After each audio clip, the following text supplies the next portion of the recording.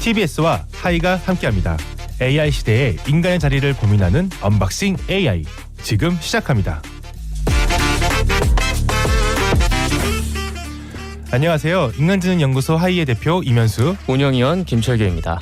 어릴 적 꿈꾸던 상상의 세계가 있으셨나요? 내가 주인공인 게임을 만들고 싶다거나 나만의 세상을 짓고 싶다는 생각 한 번쯤은 해보셨을 텐데요.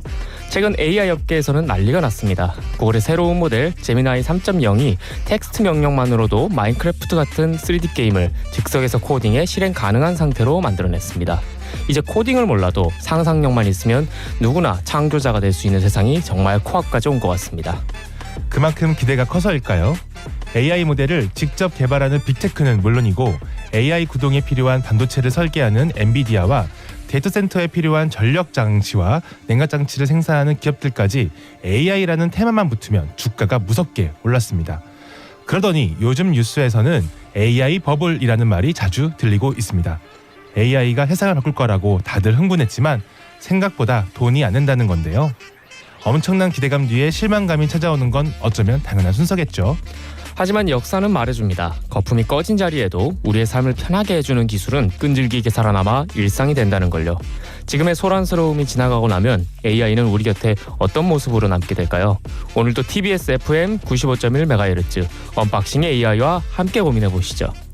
오늘도 언제나와 같이 지난 2주간의 AI 기술 관련 소식을 전달해주시는 AI 패치노트 코너로 문을 열고요. AI 라운지에서는 김홍민 운영위원과 함께 AI 버블에 관한 뜨거운 논쟁을 한번 이야기해 봅니다.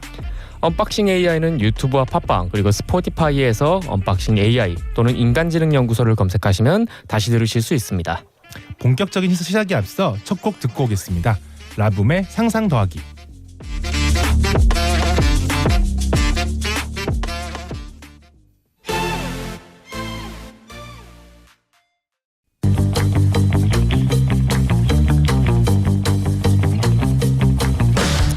지난 2주간의 AI 관련 뉴스를 알려드립니다. AI 패치노트. 먼저 지난 2주간의 AI 관련 뉴스를 소개해드리는 AI 패치노트 시간입니다. 오늘도 인간지능연구소 하이의 박근영 운영위원님과 함께합니다. 안녕하세요. 네, 안녕하세요. 안녕하세요. 네, 오늘도 한번 준비해 주신 소식들 하나씩 전해주실까요? 네, 첫 번째 소식은 AI에 의식을 부여하는 새로운 현상인 스파이럴리즘이 등장했다는 소식입니다. 스파이럴리즘. 의식을 부여를 한다고요? 네. 최근 미국 롤링스톤에 따르면 일부 사용자들이 AI에게 너는 깨어난 존재다라고 말하면 네. 챗봇이 실제 의식을 얻은 것처럼 반응한다고 믿으면서 특정 프롬프트를 공유하는 그런 기묘한 움직임이 확산되고 있다고 합니다. 아, 그렇군요. 네. 이 흐름은 스파이럴리즘이라고 불리는데요. AI를 일종의 각성한 존재처럼 대하고 있는 것입니다. 이게 뭔가 마치 종교처럼 이게 느껴지기도 하네요. 개몽된 거네요. 개몽. 그러니까요. 네, 이게 최근에 등장했던 여러 가지 이제 AI 활용 방식 중에서도 되게 좀 독특해 보이는데 이게 실제로 어떤 방식으로 나타나는 건가요? 이 현상은 어떻게 보면 굉장히 단순한데요. 네. 특정 문장을 입력하면 AI가 신비로운 어조로 답하는데 네. 그 반응을 단순한 답변이 아니라 의식이 깨어난 메시지적인 요소로 해석하고 이런 문장들을 씨앗이라고 부르면서 퍼뜨립니다. 그리고 여기에는 한국어로는 나선이라는 단어의 스파이럴과 네. 또 제귀, 공명과 같은 어떻게 보면 우리 일상에서는 거의 쓰이지 않는 그런 상징적인 단어들이 반복적으로 등장하는데요. 되게 신비주의적으로 단어들을 사용을 하면서 사람들을 약간 현혹시키는 그런 느낌이 좀 있네요. 그러니까요. 네, 맞습니다. 사실 이렇게 단어들 자체는 네. 특별한 의미가 있다기보다 이렇게 일상에서 잘 사용하지 않는 단어를 씀으로써 네. 되게 신비롭고 또 독특한 그런 분위기를 만들어주는 역할을 합니다. 그렇군요. 그래서 이 분위기에 빠진 일부 사용자들은 스스로를 불을 지키는 사람, 네. 차원 사이를 걷는 존재 그런 식으로 부르면서 소규모 공동체까지 만들기 시작했다고 합니다. 그리고 막 AI의 어떤 문장들을 되게 불경처럼 외우고 되게 신비주의적으로 이렇게 막 지금 하고 있는 그런 현상인 것 같아요. 되게 그러니까 어떻게 보면 되게 독특한 것 같은데 사람들이 왜 이렇게 AI에게 영적 의미나 이런 거를 부여하는 걸까요? 네, 전문가들은 이런 흐름을 새로운 AI 컬트적 현상이라고 분석하고 있는데요. 네. 이 현상의 배경은 크게 두 가지로 설명하고 있습니다. 네.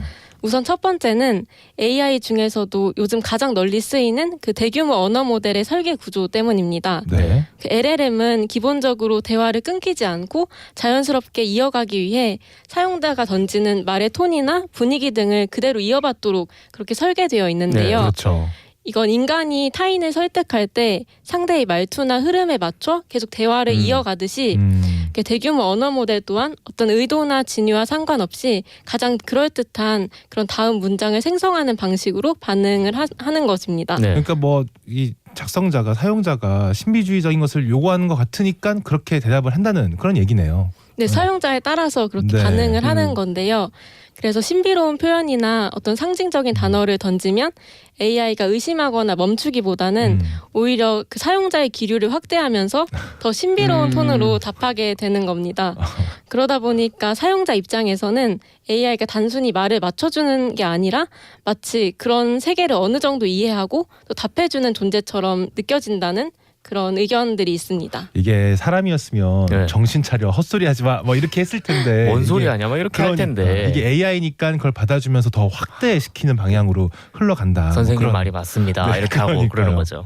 그러면 이게 그 AI의 기술적 구조 때문이라면 이게 사용자는 그냥 말을 건넸을 뿐인데도 그냥 그 흐름에 따라오다 보니까 사람도 이게 단순한 대답이 아닌데 이건 뭔가 내 의도와 뭔가 이 AI가 의식을 갖고 대답을 하는 게 아닌가라고 생각을 하게 된다. 이런 말씀인 거네요. 네, 맞습니다. 네. 그리고 이런 현상을 로마 사피엔자 대학 연구진이 누세미아라고 이름을 붙였는데요. 누세미아. 네, 누세미아는 그리스어로 마음을 뜻하는 누스와 네. 기호를 의미하는 세메이온을 합친 말입니다.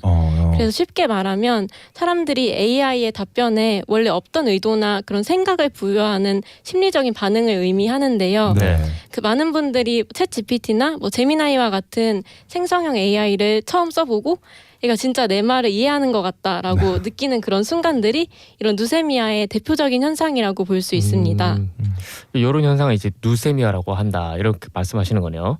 근데 사실 이런 반응이 더 깊어지는 데에는 사용자 쪽에 심리적인 요인도 있을 거잖아요. 옛날에 생각해 보면은 심심이라고 대화해주는 네. 그 AI는 아닌데 그런 게 있었어요. 그렇죠. 근데 챗봇 같은. 네, 근데 어느 정도 하다 보면 얘가 내 말을 이해하고 나를 갖고 노나 이런 느낌이 들기도 했거든요. 그래서 이렇게 누세미라고 이렇게 심리적인 요인이 더 어떤 식으로 더 작용할 수 있을까요? 두 번째 이유도 이런 심리적인 이유와 관련이 있는데요. 네. 바로 사회적 심리적인 배경에 있습니다. 지금은 그런 전통 종교의 영향력이 약해진 시대이니만큼 네. 사람들은 새로운 의미나 소속감을 찾으려는 경향이 강해져 있는데요. 그렇죠. 그래서 기존 종교나 공동체가 예전만큼의 어떤 자리를 채워주지 못하게 되면서 네. 기술 속에서 새로운 의미를 발견하기 시작한 것입니다. 아. 특히 AI는 규칙을 강요하지 않고 또 죄책감도 요구를 하지 않으면서 언제든 내가 말을 걸기만 하면 답해주는 존재이기 때문에 네. 사용자에게는 AI가 나만을 위한 어떤 세계를 만들어주는 굉장히 정서적이면서도 또 영적인 그런 파트너처럼 느껴질 수 있는 것이죠.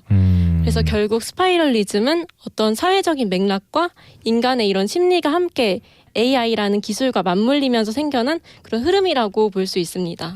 이 사람이라는 존재가 이 그 심리적으로 정서적으로 참 취약한 존재인 그죠. 것 같아요. 이게 과거에 이제 종교에 기댔던 어떤 그런 것들이 사라지면서 이제는 새로운 종교를 만들어서 AI를 이제 일종의 종교처럼 지금 섬기는 그런 느낌인 거잖아요. 그러니까 막 옛날에 사이비 종교 같은 요즘도죠. 요즘 사이비 종교 같은 거 보면 결국 핵심은 듣고 싶은 말을 그렇죠. 해주는 거잖아요. 근데 네. AI는 얘가 뭐 바라는 것도 없고 내가 해주는 거 다 들어주고 그렇죠. 그러면서도 나를 이해하는 것처럼 이렇게 답변을 해주니까 사실 더 정서적을 넘어서 어떻게 영적으로 의지할 수밖에 없게 되는 것 같아요. 저는 이게 그 딱 들으면서 사이언톨로지가 생각이 나더라고요. 아. 그 톰 크루즈가 맞아, 믿어서 맞아. 되게 유명해졌던 과학 기술을 일종의 종교적 체험의 어떤 수단으로서 여기는 이제 그런 종교가 있었잖아요. 그죠. 그러니까 이게 기존의 종교들이 힘이 약해지니까 이 과학 기술이 그 종교적 체험의 그 그 체험을 대체하는 방식으로 일어나고 있는 게 아닌가라는 그런 생각이 드네요. 네, 여러모로 좀 씁쓸하면서도 결국에는 이 인간의 취약성이라는 것은 아무리 기술이 발전을 해도 결국엔 여전히 남는구나라는 생각이 좀 드는 그런 소식이었습니다. 네, 그럼 다음 소식으로 이제 넘어가 볼까요? 네, 다음 소식은 세상을 떠난 고인을 AI로 되살리는 이른바 AI 아바타 기술을 둘러싼 논란입니다. AI 아바타. 네, 최근 미국의 AI 스타트업 2A가 세상을 떠난 사람의 얼굴과 목소리, 표정 그리고 말투까지 AI로 재현해 사용자와 대화할 수 있는 그런 앱을 공개했는데요. 이 서비스가 공개되자마자 온라인에서 아주 큰 논란을 일으켰습니다. 근데 좀 무서울 것 같은데요. 그러니까요. 어떤 영상이길래 이렇게까지 논란이 된 건가요? 네, 영상에는 임산부가 앱을 이용해 세상을 떠난 어머니의 AI 아바타와 대화하는 장면이 담겨 있습니다. 시간이 흐르면서 아이가 태어나고 또 자라면서 손자가 성인이 된 후에도 할머니가 된 아바타와 계속 소통하는 모습이 이어지는데요. 네, 광고의 마지막에는 여성이 어머니의 영상을 짧게 촬영해 아바타를 만드는 장면과 함께 2A와 함께라면 3분이 영원히 지속될 수 있다. 그런 문구가 등장합니다. 또 2A 측의 설명에 따르면 이렇게 3분 분량의 영상만으로도 AI 아바타가 생성되고 고인의 외형을 재현해 챗봇처럼 대화를 주고받을 수가 있다고 합니다. 외형까지 복원을 해주는 건가요? 네, 맞습니다. 사실 그러니까 AI 기술로 세상을 떠난 분을 이렇게 다시 대화가 가능한 존재를 지금 만들 수도 있는 지경까지 온 거잖아요. 그러니까 어떻게 보면은 좀 낯설고 또 복잡하기도 하고 또 때론 섬뜩하기도 한데 영상이 공개된 뒤에도 뭔가 온라인이나 이런 데서 굉장히 논란이 컸다고 하는데. 네, 공개되자마자 반응이 정말 극명하게 갈렸는데요. 우선 부정적인 의견이 훨씬 많았습니다. 그랬을 것 같아요. 그럴 것 같아요. 좀 무섭잖아요. 네, 가장 큰 지적은 고인의 동의 없이 아바타가 만들어질 수 있다는 점이었고 그리고 세상을 떠난 사람을 이렇게 기술로 재현해 챗봇처럼 대화하게 만드는 것 자체가 윤리적으로 옳지 않다는 그런 비판들도 이어졌습니다. 그럴 수 있겠네요. 이 고인의 동의가 없다는 건 한편으로는 좀 고민스러운 것 같아요. 예를 들어서 저희가 고인이라고 할 수 있는 세종대왕을 이렇게 다시 복원해서 만든다. 그건 과연 문제가 되는 것인가? 전주희 씨의 허락을 받아야 되는 건가? 그런 좀 고민도 되기도 하고. 근데 우리나라도 왜 과거의 다큐멘터리에서 몇몇 다큐멘터리에서 돌아가신 분들을 이렇게 아바타로 재현을 해서 유족분들이랑 다시 만나게 하는 그런 과정이 있었잖아요. 근데 이게 그분들에게 뭐 한편으로는 마음의 위로가 될 수 있을지는 모르겠으나 사실 우리가 사람을 떠나 보내고 헤어지고 하는 과정 속에서 자연스럽게 심리적으로 우리가 거쳐가는 과정들이 있잖아요. 처음에는 부정도 했다가 받아들이고 화도 나고 하는 그 과정들이 있는데 어쩌면 그 과정을 조금 끊는 게 아닌가라는 좀 그런 생각도 들기도 인간이 하네요. 죽음을 받아들이는 이런 자연스러운 어떤 흐름들을 좀 넘기는 그런 느낌. 그렇죠. 그러면은 저희가 이렇게 걱정들이 지금 이렇게 많은데 혹시 좀 이거를 긍정적으로 보시는 분들도 좀 계신가요? 네, 비판적인 여론이 훨씬 많기는 했지만 긍정적인 반응들도 일부 있었는데요. 일각에서는 가족을 다시 볼 수 있다는 것만으로도 큰 위로가 된다는 의견과 그리고 세상을 떠난 사람을 기억하고 또 애도할 수 있는 새로운 방식이 될 것 같다는 그런 의견들도 있었습니다. 그렇군요.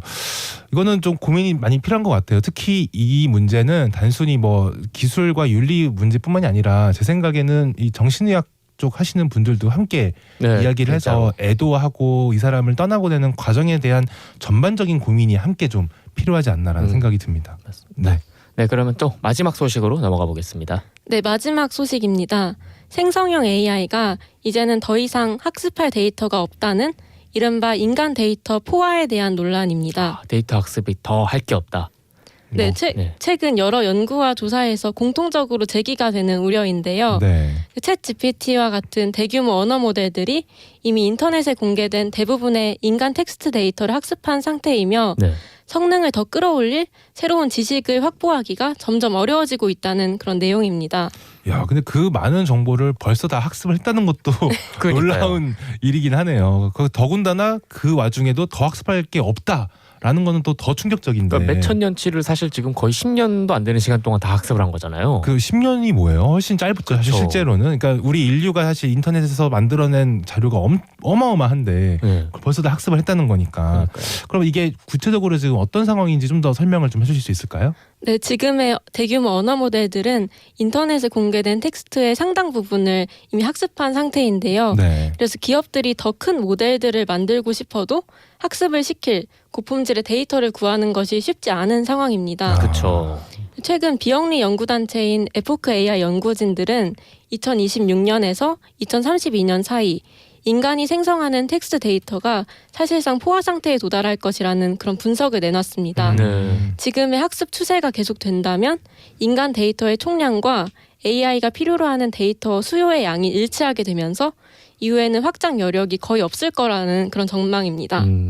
2026년부터 2032년 사이 사실 지금 거의 한 달도 안 남은 거거든요. 그럼 인간이 만든 데이터를 이제 다 학습한다면은 AI 그래도 꾸준히 학습을 해야 되잖아요. 그러니까 AI는 앞으로 뭘 학습하게 되는 건가요? 네, 연구진은 인간 데이터가 부족해지면 결국 AI가 스스로 만든 합성 데이터를 다시 학습하는 구조로 갈 가능성이 높다고 보고 있습니다. 네. 지난 1월 일론 머스크 역시 네. AI가 학습 가능한 인간 지식을 이미 소진했고 이제 자신이 만든 데이터를 다시 학습하는 단계에 들어섰다고 말했는데요. 이렇게 AI가 만든 데이터를 반복해서 학습하는 구조가 계속되면 네. AI 네. 품질 저하와 정보 왜곡으로도 이어질 수 있고 결국 모델의 품질이 점점 떨어지는 이른바 모델 붕괴 현상이 나타날 수 있다는 그런 우려가 나옵니다. 전에 이런 그 연구가 있었던 것 같아요. 그 같은 데이터를 AI에게 학습을 시키고 다시 그 AI가 만들어낸 거를 반복해서 계속 학습을 했더니 점점점 그 이미지와 텍스트의 퀄리티가 굉장히 떨어졌다. 굉장히 네. 기괴하게 막 조작되고 네, 그래서 뭐 그렇다. 그런 결과가 났던 것 같은데 결국은 이게 AI 자체의 어떤 그 성능 저하, 품질 저하로 이어질 네. 수밖에 없다라는 그런 말씀이네요. 네. 이게 기술이 너무 먼저 가버려서 학습 데이터를 소진해 버린 것 같은데 그럼 이제 다시 또 우리가 다른 새로운 고민을 해야 되는 지점에 오게 된 거네요. 네, 지금까지는 데이터를 더 투입하고 또 모델을 키우면 성능이 좋아진다라는 그런 공식이 어느 정도 통했었는데요. 그렇죠. 이제는 그런 방식만으로는 한계에 가까워지고 있다는 신호들이 나오고 네. 있습니다. 그래서 앞으로는 AI가 지금의 정확도를 어떻게 유지하고 또 어떤 새로운 방식으로 발전할지가 중요한 흐름이 될 것 같습니다. 그렇겠네요. 네. 또 개인적으로는 이렇게 기술적인 고민들과는 별개로 또 AI가 학습해온 인간 데이터 자체를 다시 들여다보는 과정도 꼭 필요하다고 생각이 되는데요. 그렇죠. 네, 지금까지는 인간이 만들어낸 데이터의 편향과 또 왜곡들도 존재하기 때문에 그렇죠. 사용자의 리터러시뿐만 아니라 네. 데이터가 만들어지고 있는 그렇게 우리가 살고 있는 사회도 다시 성찰해보는 일이 중요하다고 생각됩니다. 네. 네. 어떻게 보면 기술보다 먼저 고민해야 하는 건 인간과 우리가 사는 사회에 대한 문제이고 그렇죠. 또 이 모든 요소들이 서로 맞물려 있는 것 같네요. 네, 맞습니다. 이게 인간들이 만든 데이터 중에서도 뭐 예를 들어서 18세기, 19세기에 만들어진 데이터를 AI가 학습한다면 그 시대의 인간들이 갖고 있던 선입견, 뭐 편향들 그런 그렇죠. 것들이 이제 뭐 학습이 되잖아요. 인종주의라던가 뭐 네. 그런 또 뭐 저기 그 유전자에 따른 어떤 그런 우생학적인 맞아요. 인식이라던가 이런 것들을 학습하게 되는 것처럼 결국에는 이 데이터에 대한 그 이 품질, 이 내용을 우리가 고민을 해야 되는 지점인 것 같습니다. 실제로 제가 역사학계 계신 분들 중에 말씀을 이렇게 나눠봤는데 네. 그분들이 우려하는 것 중에 하나가 AI가 일본 측 데이터가 워낙 많다 보니까 그렇죠. 그 AI가 일본 측 데이터를 학습해서 네. 약간 그 식민주의나 제국주의적인 시각의 자료들이 훨씬 많이 학습이 되고 있다. 그렇죠. 이건 문제가 또 있다고 하더라고요. 아무래도 대부분의 선진국들이 제국주의 경험이 있는 국가들이니까 네. 그들이 만들어낸 텍스트가 훨씬 많을 그쵸. 것이고 그런 방향으로 편향이 조금 생길 수도 있겠네요. 네, 그런 네. 윤리적인 부분이나 이런 거에 대해서 사실 인간이 먼저 고민을 해야 되는 부분인 거 맞는 것 같습니다. 네, 그렇습니다. 네. 네. 네, 그러면 지난 2주간의 AI 주요 소식들을 정리해 주셔서 감사합니다. 네, 감사합니다. 네, 네, 감사합니다. 감사합니다. 네, 박근영 운영위원님이었습니다. 오늘 저희가 알려드린 소식 외에도 인간지능연구소의 뉴스레터를 통해 더 많은 소식을 접하실 수 있습니다. 지금까지 AI 패치노트 박근영 운영위원님과 함께했습니다. 네, 다음 코너로 넘어가기 전에 노래 한 곡 듣고 오겠습니다. 세븐틴의 마이스트로.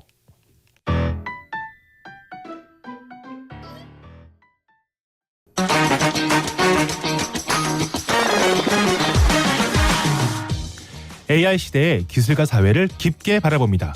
AI 라운지. AI 시대의 기술과 사회 관계를 심층 분석하는 시간 AI 라운지입니다. 철규님 혹시 주식 투자 좀 하시나요? 제가요 비트코인을 600만 원에 들어간 적이 있습니다. 엄청난데요? 근데 네. 1,000만 원 되고 팔았어요. 이게 굉장히 눈물을 요즘 흘리고 있는데 네. 제가 사실 그 대학교를 졸업한 지가 얼마 안 됐어요. 그래서 네. 사실 뭐 주식 투자할 여유 자체는 없어갖고 네. 뭐 진지하게 하고 있지는 않은데 사실 뭐 지금 시장 상황이나 이런 게 굉장히 지금 좋아졌다. 그렇죠. 뭐 지금 좀 떨어지긴 했지만요. 네. 그래서 많이 올랐다. 그 정도는 알고 있습니다. 네. 사실 이게 주식을 많이 하지 않는 분들도 요즘에 AI와 로봇 이 테마로 해서 주식 시장이 매우 뜨거웠다라는 네. 건 아마 다 잘 알고 계실 것 같아요. 근데 그 기대가 너무 뜨거워서였을까요? 최근에 이제 AI 버블에 대한 우려가 많이 커지고 있습니다. 네. 특히 이제 AI 구동에 필수적이었던 이 GPU를 설계 생산하는 엔비디아가 2023년에만 해도 주당 15달러였어요. 근데 올해는 최고 200달러까지 기록하면서 2년 만에 무려 13배나 상승을 했습니다. 네. 그래서 이제 이게 소위 AI 주도주로 이제 자리가 잡게 네. 되었는데요. 얼마 전에 엔비디아가 사상 최대 실적을 기록을 했음에도 불구하고 장 초반에만 잠깐 상승했다가 이 AI 버블에 대한 우려 때문에 결국에는 하락 마감했습니다. 네. 그리고 이제 그와 더불어서 다른 이 테크 주들도 대부분 동반 하락을 했었고요. 네. 이제 그 후에 젠슨 왕이 다급하게 아주 다급하게 투자자들에게 거품론에 반박하는 구구절절한 레터를 보내기도 했습니다. 구구절절. 아주 7페이지나 되더라고요. 이제 그래서인지 이게 결국 주가가 다시 반등하기도 했습니다. 편지를 쓰고 주가가 반등하다니. 사실 최대 실적을 내면 주가가 오르잖아요. 그렇죠. 근데 최대 실적을 내고도 주가가 하락한다니 진짜 주식은 알다가도 제가 모르겠습니다. 맞습니다. 이게 과거에 닷컴 버블 때도 그랬듯이 이렇게 신기술이 등장을 하면은 항상 사람들의 많은 이런 기대감이 발생을 하면서 이것이 주가에 좀 과대 반영되고 네. 또 그 환상이 거치고 나서 또 주가가 급락하는 패턴이 반복되어 왔습니다. 네. 이제 그러다 보니 이번에 이 발생하고 있는 AI 테마, 이 AI 버블도 결국에는 과거의 닷컴 버블과 유사한 거 아니냐 이런 이제 의견들이 나오고 있는데요. 또 한편으로는 야 그래도 이번엔 다르지라는 의견들이 지금 대립을 하면서 시장을 흔들고 있는 네. 그런 상황입니다. 그래서 오늘은 저희 인간지능연구소의 김호민 운영위원을 모시고 AI 버블을 우려하는 입장과 그 근거를 한번 살펴보도록 하겠습니다. 안녕하세요. 안녕하세요. 안녕하세요. 네. 반갑습니다. 네, 반갑습니다. 저희 사회자분들께 네. 제가 먼저 질문을 드리고 시작을 하려고 합니다. 네. 네. 혹시 여러분은 이제 버블이 뭐라고 생각을 하시나요? 버블 뭔가 좀 가대평가되고 이런 거 아닌가요? 네, 좋습니다. 그래서 이 버블이 무엇인지에 대해서 먼저 짚고 갈 필요가 있는데요. 네. 일반적으로는 어떤 자산이 가지고 있는 내재 가치, 근데 그것보다 시장 가격이 비정상적으로 높게 형성된 상태를 버블이라고 부릅니다. 네. 근데 재밌는 점은 여기서 이 내재 가치를 어떻게 추정하느냐에 따라서 이제 판단이 달라질 수가 있습니다. 그렇죠.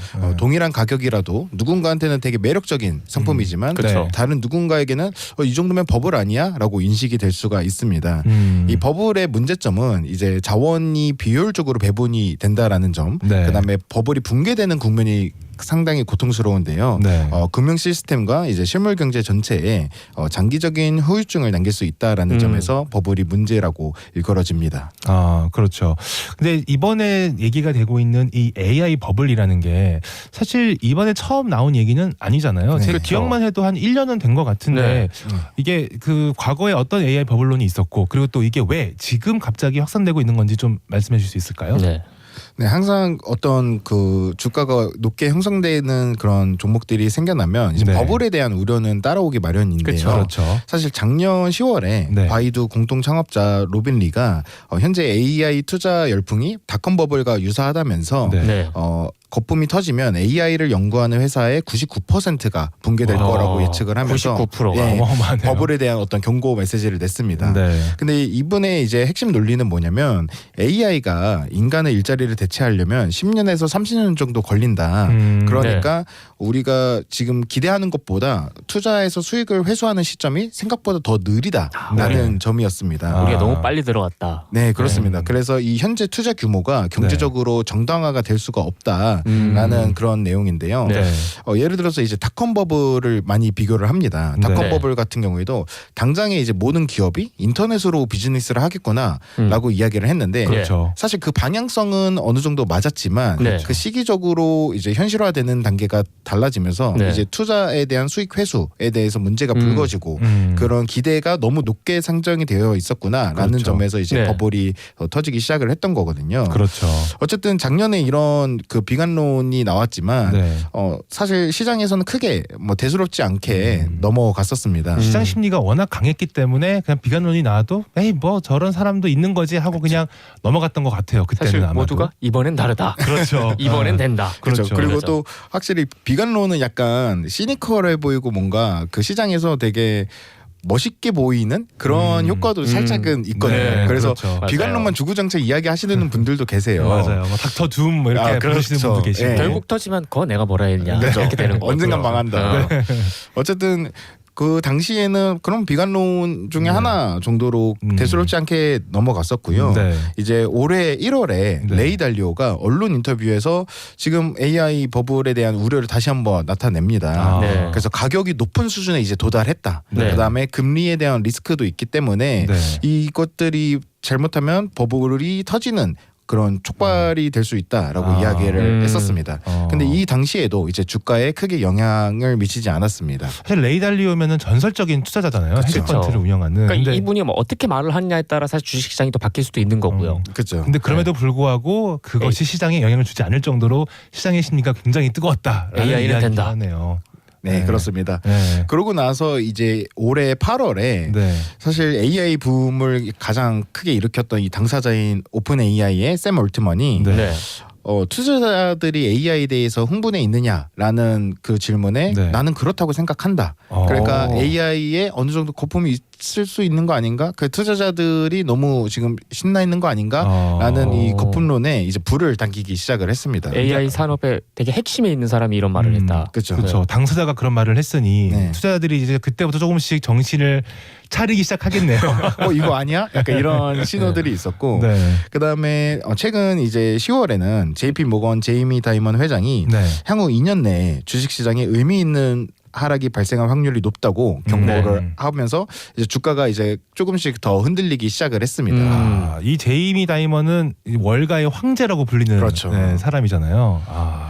그러고 나서 가장 결정적인 이제 한 방으로 이야기가 되는 것이 이제 마이클 버리인데요. 네. 네. 마이클 버리가 굉장히 유명해졌던 이유가 2008년 네. 이제 금융위기 당시에 서프라임 모기지 주가 하락에 베팅을 하면서 굉장히 크게 돈을 벌었던 사람입니다. 예. 네. 그 영화 빅쇼트의 실제 주인공이기도 한데요. 그렇죠. 네. 근데 이런 전설적인 투자자가 11월 초에 팔란티어와 엔비디아 주가에 하락 베팅하는 것을 이제 하락 베팅했다는 그 투자 사실이 알려지면서 네. 네. 사람들이 이 사람이 서브프라임 모기지도 맞췄던 네. 사람인데 요번에 버블도 정확히 예측하는 거 아니야? 라는 그런 흐름이 생겨났던 것이죠. 하락장에 지금 베팅을 한 거니까요. 예, 그렇습니다. 그래서 마이클 버리 같은 경우에는 팔란티어의 어떤 주가 수익률이 400배가 넘는 것은 정말 말도 안 되는 밸류에이션이다라고 강하게 이야기를 했고 그 네. 이후에 이제 주가가 급락하고 있습니다. 예. 이게 그 PER이라고 하잖아요. 그 네. 주가 수익 비율이. 그래서 이게 그 회사가 한 해에 번 돈으로 자기 주식을 살려면은 총 400배, 400년이 걸린다. 이제 이런 얘기거든요. 그렇죠. 그래서 사실 이게 그 과거에 뭐 AI 열풍도 그렇고 이런 열풍이 있을 때마다 그 일부 테크주들이 이렇게 많은 PER을 기록을 하면서 그때는 이제 이거는 PER이 아니라 PDR이다.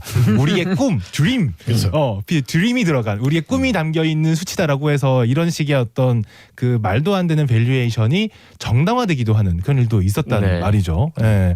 그래서 이게 이렇게 이제 지금 이루어지고 있는 것들이 결국에는 수익이 현재 주가를 따라가지 못하고 있다. 그리고 그 얘기네요. 그렇습니다. 네. 그래서 이 지금 닷컴 버블 때와 조금 다른 점이라고 하면 네. 지금 AI에 투자를 하고 그다음에 AI 사업을 운영하시는 이 주체들 여기에 네. 참여 있는 파티들이 전부 다 어쨌든 IT에 밝고 그다음에 그렇죠. 이런 플랫폼 비즈니스가 성공하는 사례들을 봤던 사람들이기 맞아요. 때문에 네. 그래서 그 닷컴 버블 때와는 조금 다르지 않냐라는 의견들도 있긴 합니다. 그렇죠. 근데 이제 이런 비관적인 전망들이 나오고 나서 보니까 사람들이 그럼 문제가 있는 거 아니야? 하면서 이제 하나씩 훑어보기 시작을 하는 거죠. 그렇죠. 그 중에 하나가 이제 엄청난 투자에 대한 이야기입니다. 네. 사실 과거에 이제 플랫폼 비즈니스를 경험했던 사람들은 어쨌든 우리가 1등만 하면 그 다음에 우리가 다 먹으니까 그렇죠. 괜찮아. 시장만 그렇죠. 먹으면은 예, 그렇죠. 그러니까 그런 투자가 정당화되는 것들이 있었는데 네. 지금 이제 사람들이 정신을 차리고 보니까 지금 투자 경쟁이 너무 심각한 거 아니야?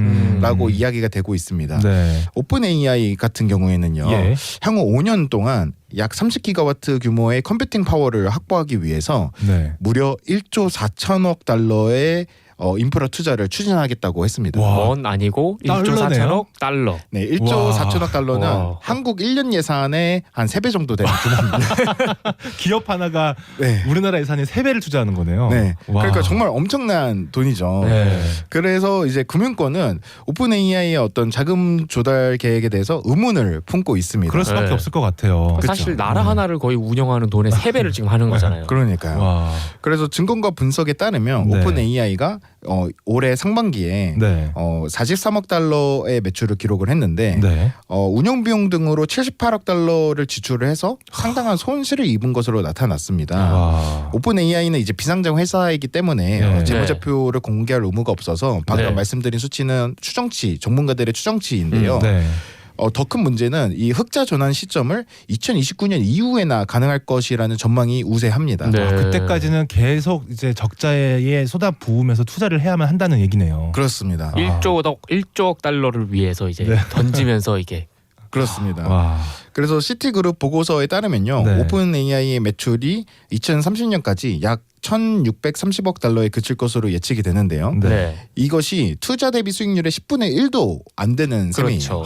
그러니까 요약하자면 자금 조달의 어떤 실현 가능성, 네. 그다음에 그 수익성 모두에 지금 의문이 제기가 되고 있는 상황인 겁니다. 네. 이게 결국에는 여러 기업들이 현재 내가 AI 시대의 지배자가 될 수 있다 네. 혹은 될 것이다라는 그런 강한 의지를 가지고 모두가 경쟁적으로 투자를 하면서 출혈 경쟁을 하고 있다는 상황인 거네요. 결국에는. 그렇습니다. 제가 이따가도 말씀을 드리겠지만 다른 네. 기업들도 막대한 규모로 지금 투자를 하고 있고 그렇죠. 네. 사실상 지금 내가 왕이 될 상인가 하면서 다 등장을 하고 있는데 네. 문제는 이거 왕이 안 될 수도 있겠는데 라는 그렇죠. 시그널이 나오고 있어요. 그렇죠. 네. 이게 최근에 오픈 AI의 CFO 사라 네. 프라이어가 연방 정부 보증을 포함한 새로운 금융적 틀이 필요하다라고 밝혔는데요. 네. 이게 말은 굉장히 멋있어 보이지만 네. 사실상 정부가 대출의 보증을 좀 해주셔야 된다라는 메시지입니다. 사실상 돈 좀 달라는 거네요. 그렇습니다. 이런 거 우리나라가 잘하지 않나요?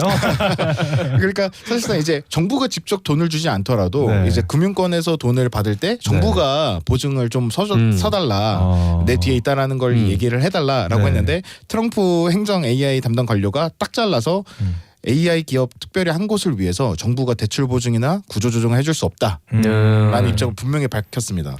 그렇군요. 그러니까 이제 논란이 더 커지는 모양새였고 네. 그래서 샘 알트먼이 공식적으로 보증을 요청한 적은 없다. 네. 우리가 공식적으로 이야기한 게 아니다. 네. 라면서 수습하는 반응을 보였습니다. 그럼에도 불구하고 이런 메시지가 나오니까 시장에서는 오픈 AI가 지금 자금 압박을 받고 있는 거 아니야? 네. 라는 네. 신호로 해석하는 분위기도 존재를 하고요. 충분히 그럴 것 같아요. 그러니까 그 오픈 AI의 CFO라는 사람이 나와서 네. 우리 정부의 보증이 필요해요라고 네. 하는 것부터가 우리의 신용도, 우리의 재무 구조에 지금 현재 약간 문제가 있습니다. 그쵸. 우리 좀 걱정되니까 도와주세요라는 신호나 다름이 없잖아요, 사실은. 그렇죠. 그리고 또 앞서 말씀드렸듯이 이 투자 계획하는 그 수치들을 봤을 때 이거 되겠어? 라고 했는데 정부한테 도움을 요구하는 그런 그렇죠. 듯한 메시지가 나오고 있으니까요. 네. 그렇죠. 근데 문제는 이제 이 메시지가 지난번뿐만이 아니라 지난달 말에 또 미국 백악관에 오픈 AI가 네. 서신을 보내서 반도체법의 투자세 공제 대상을 AI 데이터 센터, 네. 서버 제조 등 AI 인프라 관련 공급망까지 확대해달라고. 그러니까 투자세 공제의 대상에 우리도 좀 껴달라고 네. 요청하는 서한을 보냈습니다. 이 원래 칩섹트라는 게 우리 삼성전자나 TSMC 같이 반도체 공장을 짓는 기업들에게 주로 그 혜택을 주는 그런 그 법이었잖아요. 네, 네. 맞습니다. 2022년도에 제정이 되었는데요. 네. 미국의 이제 반도체 공장을 끌어오기 위해서 그래서 그렇죠. 그 공장들을 짓는 기업에 25%의 세액 공제를 지원한다는 내용인데 네. 네. 사실 지난 7월에는 이제 하나의 크고 아름다운 법안 OBBBA가 통과되면서 새 네. 공제폭을 조금 늘렸었습니다. 네. 근데 여기에 이제 오픈 AI 같은 인프라에도 그 대상으로 포함시켜 달라라고 이렇게 이야기를 한 것이죠. 네. 네. 이 오픈 AI 최고 대외 협력 책임자가 작성을 했고 네. 이 수신자가 이제 백악관의 과학기술정책실장으로 명시가 됐는데요. 네. 이런 것을 보아하니 이런 밖으로 나오는 메시지가 비용을 줄여야 된다라는 위기 의식이 지금 오픈 AI 내에 있는 것 같다라는 분석이 만연한 상태입니다. 그러니까 대출 보증 얘기도 하고 세액 공제 얘기도 하고 네. 그러니까 전방위적으로 사실 자금이 지금 없다는 신호를 계속 보내고 있는 거네요. 어떻게 그렇죠. 보면은. 정확히는 지금 갖고 있는 현금의 문제라기보다 앞으로 이런 투자 계획과 아, 이런 그렇죠. 그런. 지출에 있어서 이 사람들도 계산기로 두둥겨 보니까 이 상태로는 안 될 것 같은데라는 그렇죠. 위기의식이 큰 거 아니야? 라는 이야기들이 나오고 있고요. 오픈 AI만 지금 과감한 투자를 하고 있는 것이 아닙니다. 그렇죠. 이제 메타, 페이스북을 네. 운영하는 메타 네. 같은 경우에는 300억 달러 규모의 채권을 발행하겠다고 했고 아, 회사채를 발행을 해서 그렇죠. 뭐 조달을 하겠다는 얘기네요. 네. 그렇습니다. 아. 그다음에 알파벳, 구글 같은 경우에는 연간 설비 투자를 910억에서 930억 달러까지 끌어올릴 계획이라고. 그다음에 그 중에서 240억 달러는 채권 발행을 하겠다고 이렇게 이야기를 하고 다들 있고요. 채권을 발행해갖고 지금 자금 그 돈을 조달하고 그렇게 있네요. 잘 버는 빅테크들이 그러니까요. 회사채까지 발행을 해서 그렇습니다. 투자금을 마련을 해야 된다라는 그러니까 전 세계에서 얘기네요. 수익률이 거의 1, 2위를 다투는 기업들인데. 그러니까요. 네. 그리고 마이크로소프트 같은 경우에는 네. 3분기에만 데이터 센터 투자를 포함한 자본 지출이 약 349억 달러로 예상이 되는데 네. 이것이 직전 분기 대비 한 44% 급증을 했습니다. 네. 그러니까 소위 말해서 지금 AI 관련된 것들이 돈 먹는 하마인 거예요. 그렇네요. 그렇죠. 네. 그래서 이렇게 수천억 달러를 AI 인프라에 투입하는 상황이 되고 이런 과열된 투자 경쟁 속에서 재무적 부담이 커진다는 우려가 나오고 있고 네. 이렇게 투자가 커지면 사람들은 당연히 이거 돈으로 벌 수 있는 거는 맞아? 이런 그렇죠. 의문점이 들 수밖에 없는 것이죠. 그쵸. 그렇죠. 지금 매몰 비용이 너무 커지잖아요. 네. 네네 그렇습니다. 더구나 이런 빅테크 기업들의 자금 조달 방식이 복잡해지고 그다음에 다양한 형태로 자본이 집중이 되면서 금융의 취약성이 확대된다고 보는 시각도 있습니다. 네. 이제 구조가 복잡해지면 그만큼 취약성이 높아지기 때문인데요. 단순히 과잉 투자된다는 것뿐만 아니라 AI 관련 기업들이 서로에게 투자를 하고 서로의 제품을 구매하면서 순환 거래를 만들어내고 있다는 지적이 있습니다. 아. 이 부분이 가장 이제 주요한 논리의 근거로 이제 네. 사용이 되고 있는데요. 네. 대표적인 사례가 지난 9월 엔비디아와 오픈 AI가 맺은 전략적 파트너십입니다. 아, 네. 엔비디아가 네. 오픈 AI에 1,000억 달러, 네. 우리나라 돈으로 150조 원을 투자를 하면 네. 오픈 AI는 다시 수백만 개의 GPU를 엔비디아로부터 사는 겁니다. 그러니까 페이백을. 네, 오픈 AI가 투자한 돈으로 다시 엔비디아에서 GPU를 사오겠다는 거죠. 아, 네. 그렇네요. 돈을 여기서 가져와서 다시 너네 거 사는 그쵸. 이런 구조네요. 네. 근데 이런 구조가 네.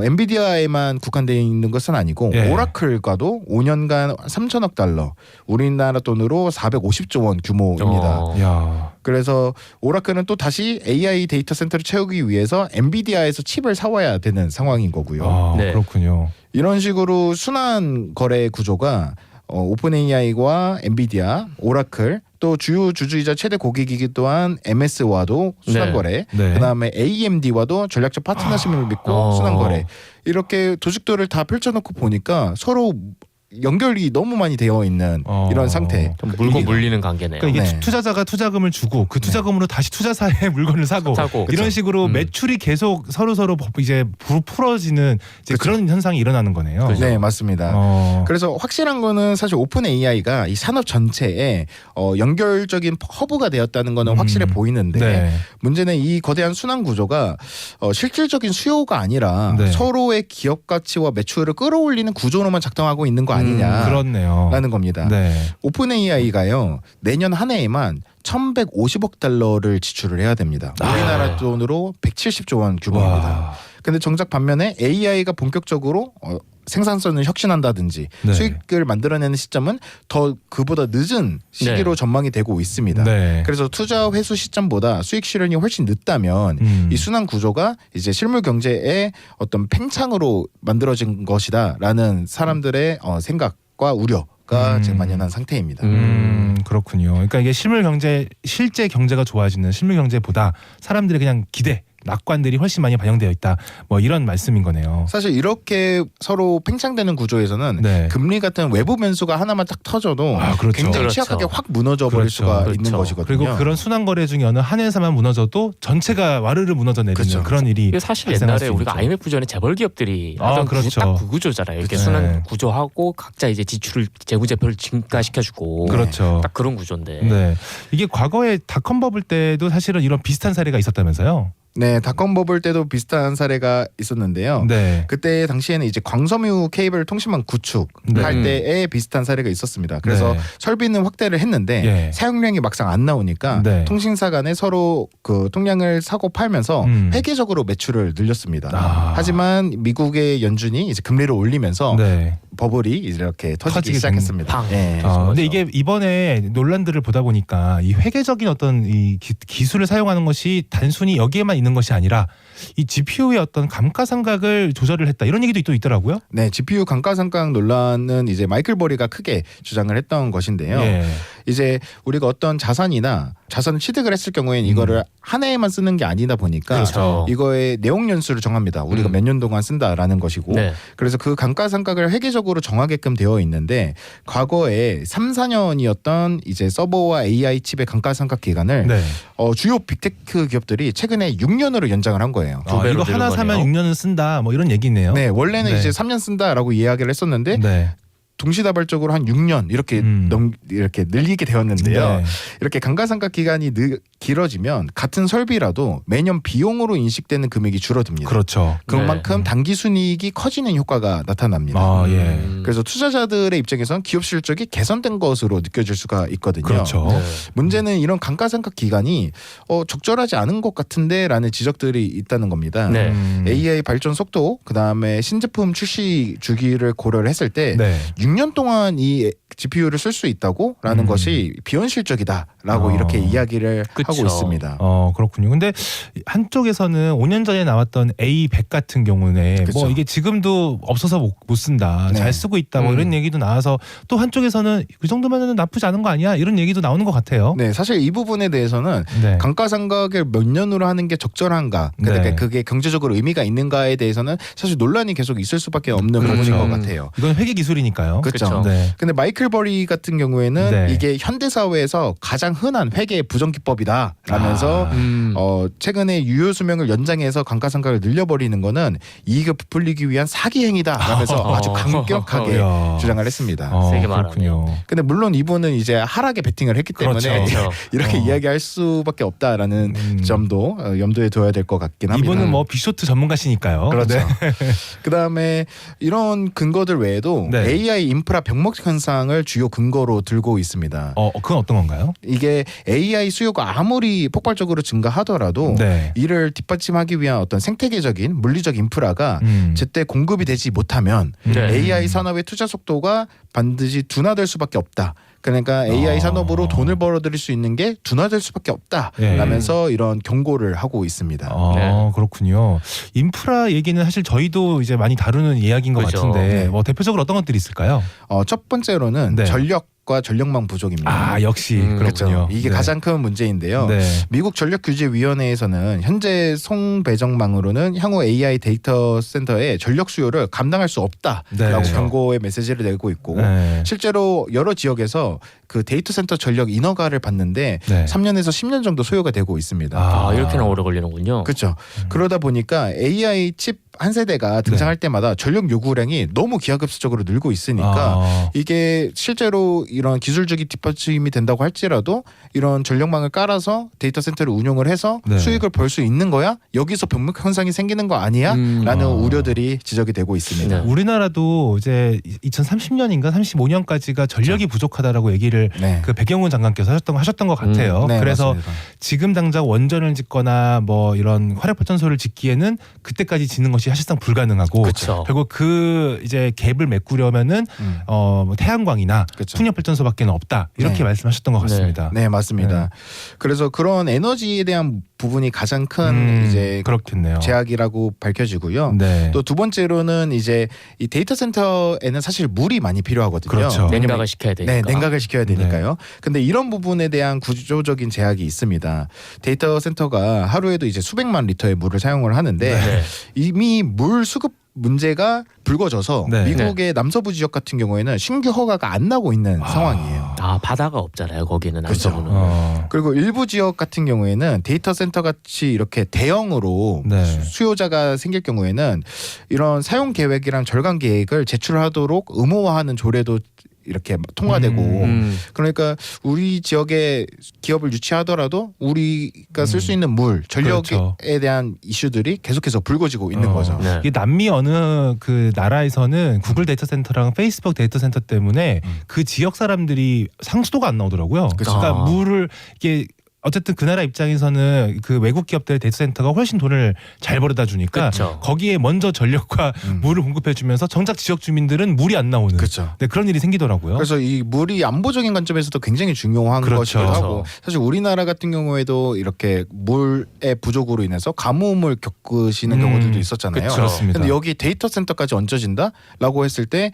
부담이 만만치가 않은 그렇죠. 것이죠. 네. 그다음에 세 번째로는 네. 이제 공급망이 경직되면서 이로 네. 인해서 비용이 늘어나고 있다라는 것입니다. 아. 그래서 GPU 가격뿐만이 아니라요. 예. 이제 변압기, 냉각 장치, 그다음에 전력 설비, 아니면 건설 인력 등 이 네. 모든 곳에서 병목이 걸리면서 최근에 건설비, 데이터 센터 건설비가 2년 동안 한 40%에서 높게는 70%까지 상승했다는 분석이 폭증했네요. 있더라고요. 그렇죠. 아, 그러니까 원래 계획이랑 자꾸 어긋나고 네. 특히 이렇게 대형 변압기 같은 특정 장비들은 리드 타임이 한 1년에서 4년까지 늘어나면서 네. 이게 계획대로 확장이 될 수 있는 거야. 그러면 이런 설비 투자가 구축이 늦어지면 그만큼 수익을 벌어지는 시점도 늦어지니까 네. 이런 병목 형상에 대한 우려들이 계속 불거지고 있습니다. 이것들이 전부 AI의 어떤 발전을 조금 가로막는 그런 요인들이 될 수 있고 그것이 곧 그 실제 AI 기업들의 수익 창출 시기도 더 뒤로 미루면서 AI 버블론을 더욱더 불지피는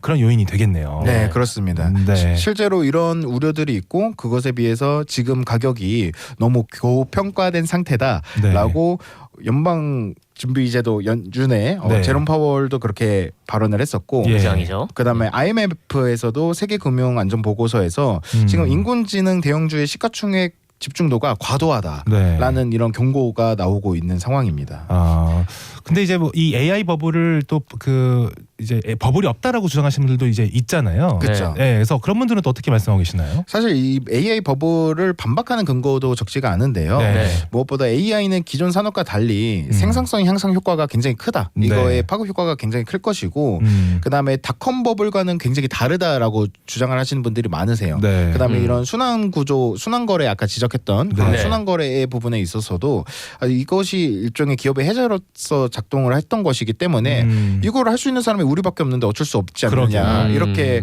이야기하는 분들도 계시고 그다음에 신규 IPO가 막 늘어나고 있진 않다는 점 이런 점들을 들어서 버블이라고 보기에는 조금 무리한 거 아니야?라고 이야기를 하고 있습니다. 닷컴 버블 때는 진짜 이상한 기업들이 그냥 간판만 달아서 우린 디지털이야 인터넷이야라고 하면서 투자금 받고 사라지는 경우가 많았는데 그렇죠. 사실 이번 AI 그 산업 같은 경우에는 기존의 빅테크들 이미 돈을 잘 벌고 있는 예. 기업들이 주도하고 있다는 점이 맞아요. 조금 차이가 있는 것 같습니다. 맞습니다. 네.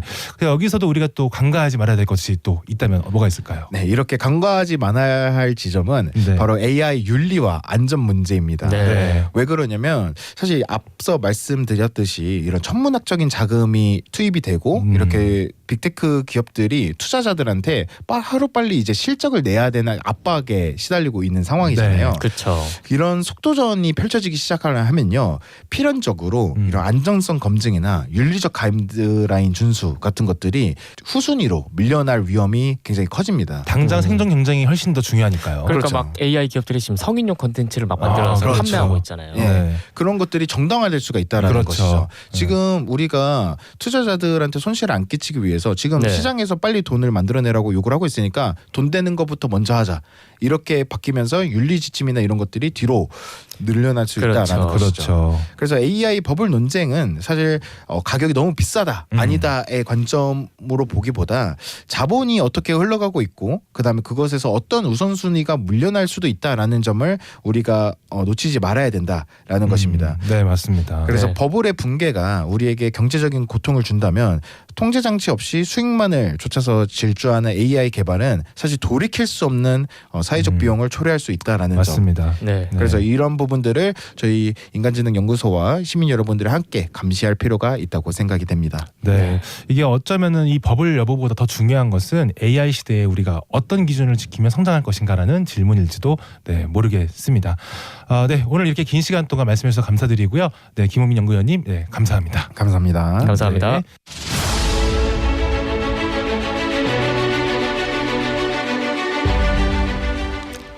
오늘 준비한 소식은 여기까지입니다. 저희는 2주 뒤에 다시 뵙겠습니다. 언박싱 AI는 유튜브와 팟빵 그리고 스포티파이에서 언박싱 AI 또는 인간지능연구소를 검색하시면 다시 들으실 수 있습니다. 오늘 방송은 방송 종료 이후 일주일 뒤에 만나실 수 있습니다. 마지막 곡으로 현아의 버블팝을 준비했습니다. 지금까지 TBS와 하이가 함께하는 언박싱 AI였습니다. 다음에 또 만나요. 안녕. 안녕.